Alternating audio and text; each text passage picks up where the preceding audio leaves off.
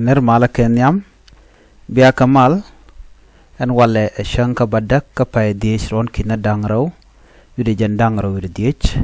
ban lera me ban jeling ken kono niam lera ban lat kui ren yale shibok thiaaŋ mayom kante wait Nuer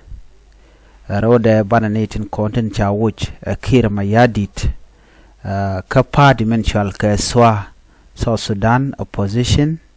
Alliance ban writing ka ta danen le doro daga je mi jira majidit kanwa online TV channel kan kono niam gore jen wojen de subscribe ko de notification bell de je twine ko de lertiti de kan chomala shupkaji gwas dana pai kala rich ko da chwa gwalon ko de kelinga de kono to gwas me men banaling la ler medit ka kondial kone ko la Nuer alama yom chanyo ko bongne thiaaŋ ka tuk thiaaŋ kiir mayardit she gunship che jak she obok she Nuer she ka bok ka togri ka mone ka shanka baro de ko la shanka baro ka jan pai die je me ron kina dangro wi jan dangro wi die she kiir mayardit che bok she nei tungwan che mu ka bot kan peng na kanalat men chalat gwasame chalan jengo en point kiir mayardit che nei dang diok she kan ka Nuer ka gwe ke jeno jibona de bu ko de re ko ware nyal che bong na rew la we balunjok bo we balunjok so no mo jendan le roda mugi konte kon lat ko de na la tok ala kiir mayardit men gore o ba Nuer ba ga jaka dwal ba Nuer ba kanak gwami mo politician Nuer bitka so na me kel be ka kondial kon chana liu long by the way to kon na Nasser ulang longshuk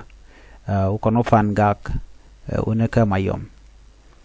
en ren yala mone mi la bogone jeren yal kan real kan o bukon nakke bukon jaka jadwal en me kantin yala kon la kantin Nuer dong la rana gujeno run chebe ben weda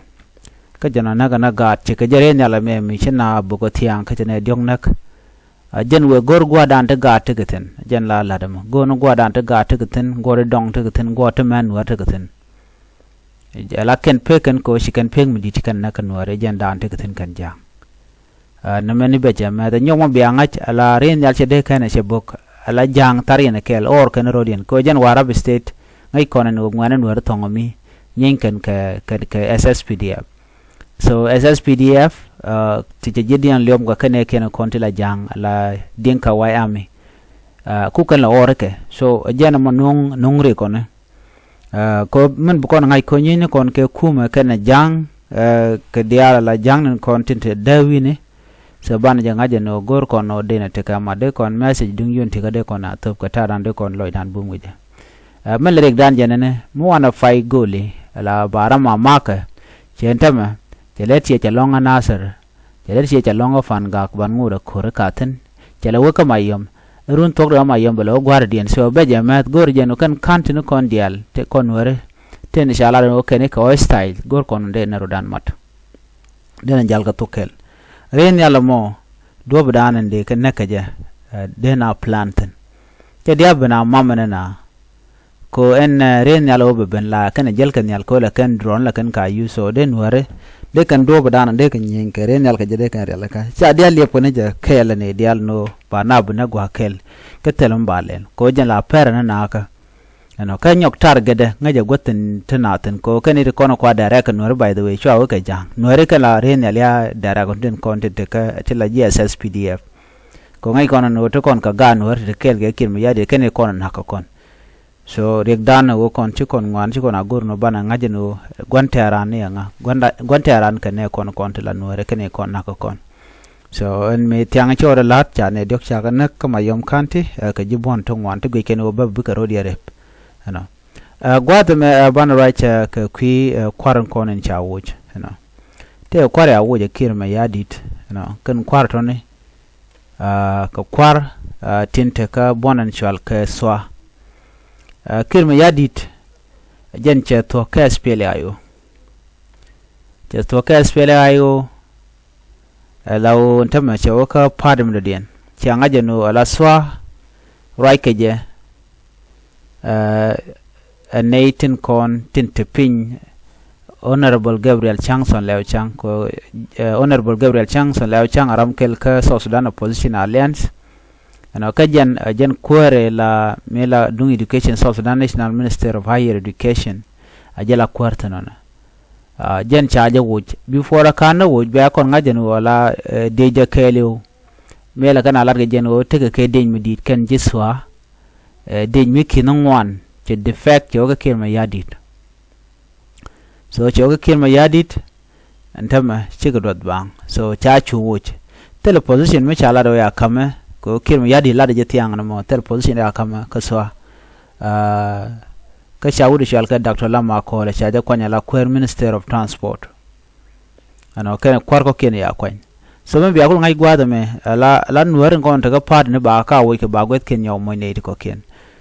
gor ko ala paw Nuer ke lew ba ja wuj ajenda nan let kirma yadi de ba Nuer tan den ku kirma dan le ro de no kirma yadi de ngule de mo ana ne dial kon tin woje kadi ngaje no te ka power so swa chi bi long so chang jawden cha ja lianga kadi kon to Nuer telm la kana lar naka Nuer ke tin ba te position didit so ko chi janten ku ken no telm bi ka chup balantema chi power che jen ga ka ci ko kirma yadit jetin kon ke do brana gorno be power be kan ga je ka ken ne dial tela politician je je already ko ne la yo ku kana weekend real me ay mo real ya tok la jog la chwa welle bijin chwa lo yal ka jer yalla mo lo binong ne re gwar yalla mo na mani ma dong da go de yana leng ano de den gwaz me man baro ga kuide de ko rai ke kui nak Nuer ka man chala da kir okay kirma yadit ajara madana nang Nuer shi mai kona man jo chalat gwaz me kir tel kenetelem bi kana lat ke ta dana chan nang Nuer general lure chejala do tele mi tel ne comment you do not have any comment okay en kwinang Nuer na me ke ta dan chan Nuer na kaje kirma yadit go no do dana man Nuer ba ga tu kaje so kayuta ne kan ga Nuer ba tele ka comment so jenen yena matiang ko kala wo bong nyok bokana ka mayom so na kan kon ka ku kan support ne janken so na me jen go dana gor jen en go de kon chongten an ban nyo je ko mo den ban jen misala de kirma yadit ban jelo support ka message ko ken an biata mal bye